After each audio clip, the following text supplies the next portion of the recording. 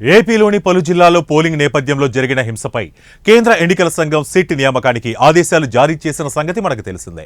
దీంతో ఏపీ ప్రభుత్వం senior IPS అధికారి వినీత్ బ్రెజిలాల్ నేతృత్వంలో 13 మంది సభ్యులతో సిట్ను నియమించింది.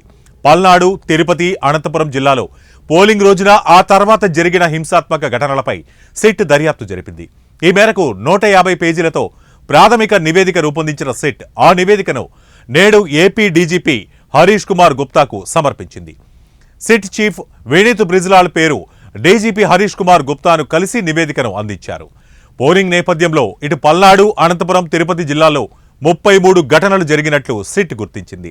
హింసాత్మక ఘటనలపై నమోదైన ఎఫ్ఐఆర్ను పరిశీలించింది. స్థానికులు, పోలీసులను కూడా సిట్ సభ్యులు విచారించారు. కాగా ఇప్పటికే నమోదైన ఎఫ్ఐఆర్లలో కొత్త సెక్షన్లు చేర్చే విషయంలో సిట్ కీలక సిఫార్సులు చేసింది. కొత్త ఎఫ్ఐఆర్లు నమోదు చెయ్యాలా వద్దా అనే విషయంపై త్వరలోనే నిర్ణయం తీసుకోనుంది.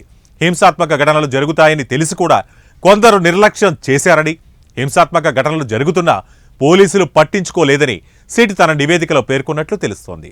స్థానిక నేతలతో పోలీసులు కుమ్మక్కయ్యారన్న ఆరోపణలు వచ్చిన నేపథ్యంలో అందుకు బలం చేకూర్చేలా సిట్ పలు ఆధారాలు సేకరించినట్లు సమాచారం. సిట్ ప్రాథమిక నివేదిక నేపథ్యంలో రాష్ట్రంలో హింసాత్మక ఘటనలకు సంబంధించి కొందరు అధికారులపై కేసులు నమోదు చేసే అవకాశం ఉంది.